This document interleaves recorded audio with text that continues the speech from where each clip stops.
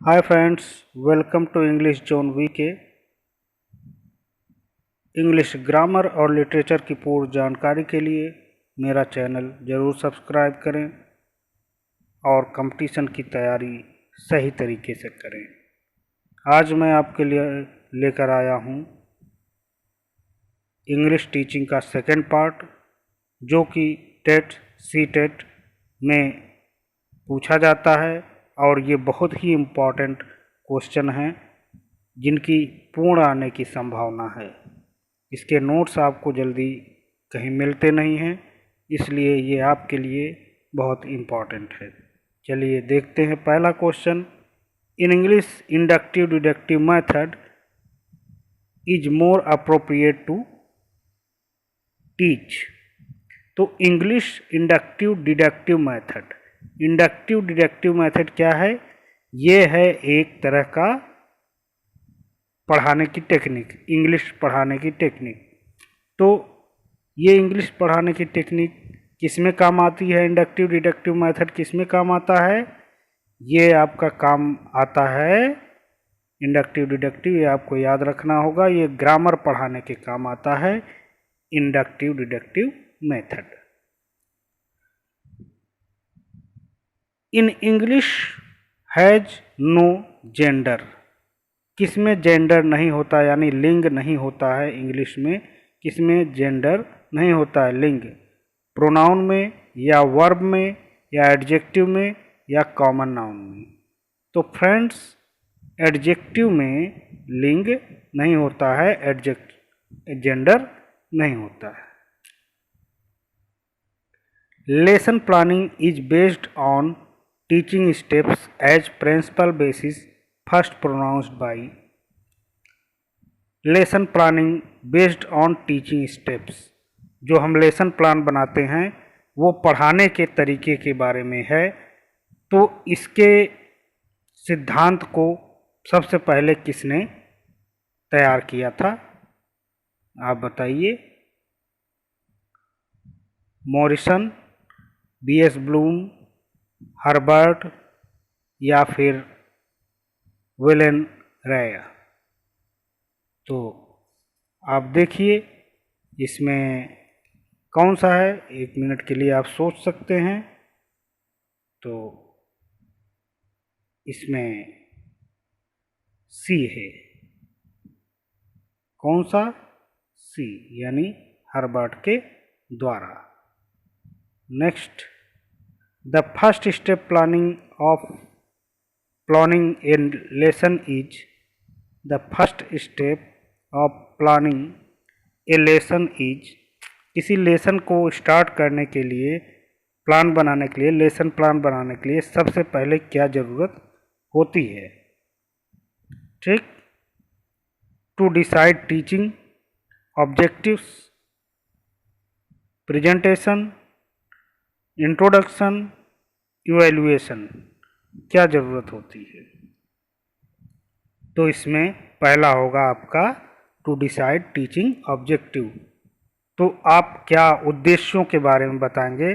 शिक्षा के उद्देश्यों के बारे में आप बताएंगे। ठीक। Effective domain of educational objectives is mainly related to.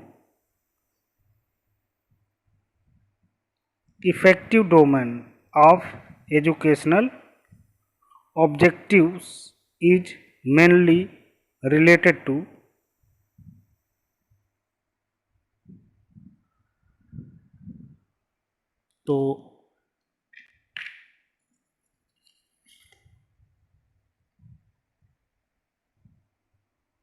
तो शिक्षा के उद्देश्यों को प्रभावित करने वाले कौन से हैं?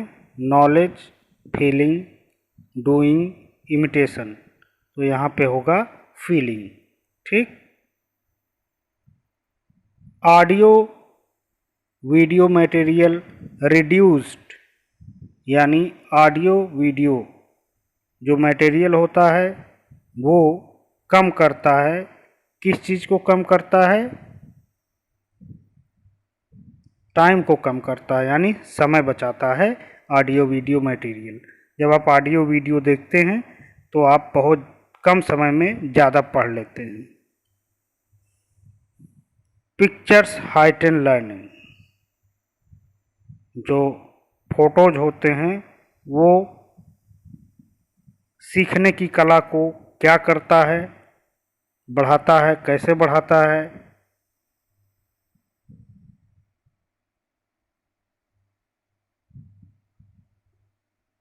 ये देखिए, output, input, quality, interest.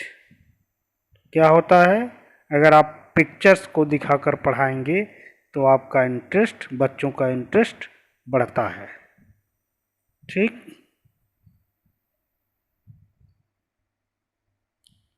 Who is the scholar of following definition? The power of expression in a language is a matter of skill rather than knowledge. इस परिभाषा को किस शिक्षाविद ने लिखा है या कहा है? देखिए, the power of expression in a language is a matter of skill rather than knowledge. तो इसमें आप देखिए, ऑप्शन देख लीजिए। ऑप्शन है Bhatia and Bhatia, Lowry, Thomson and Wyatt, H Champion. तो इसमें आंसर है आपका थॉमसन एंड व्याट।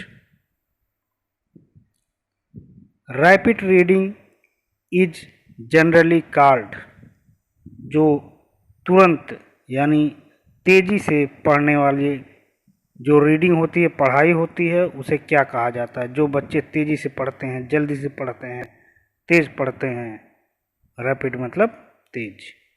तो देखिए, एक्स्ट्रा, एडिशनल, सप्लीमेंट्री, सेकेंड। तो तेजी से रैपिड रीडिंग को आप क्या कहते हैं? सेकेंड नंबर पर रखते हैं, सेकेंड कहते हैं। ठीक, तेजी से पढ़ने वाले को सेकेंड मेथड कहते हैं।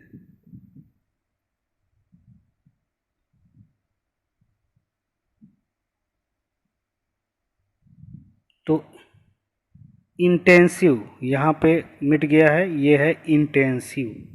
Intensive reading lays on stress a mastery of, यानी इंटेंसिव रीडिंग तेजी से पढ़ने की प्रक्रिया, ठीक, क्या डेवलप करती है, किसमें आपको ज़्यादा स्किलफुल बनाती है? तो ये है वर्ड्स में, ग्रामर में, लैंग्वेज में, यूजेज में। तो यहाँ पर है आंसर दिया हुआ है फ्रेंड्स, ग्रामर। ठीक। फाइंड आउट करेक्ट सेंटेंस, ये भी पूछ देता है आपको, यानी कि इसमें से कौन सा करेक्ट है। देखिए, Mrs Lucy is living in Bombay since 1964। Mrs Lucy lives in Bombay since 1964। Mrs Lucy has been living in Bombay since 1964। Mrs Lucy has been living in Bombay for 1964।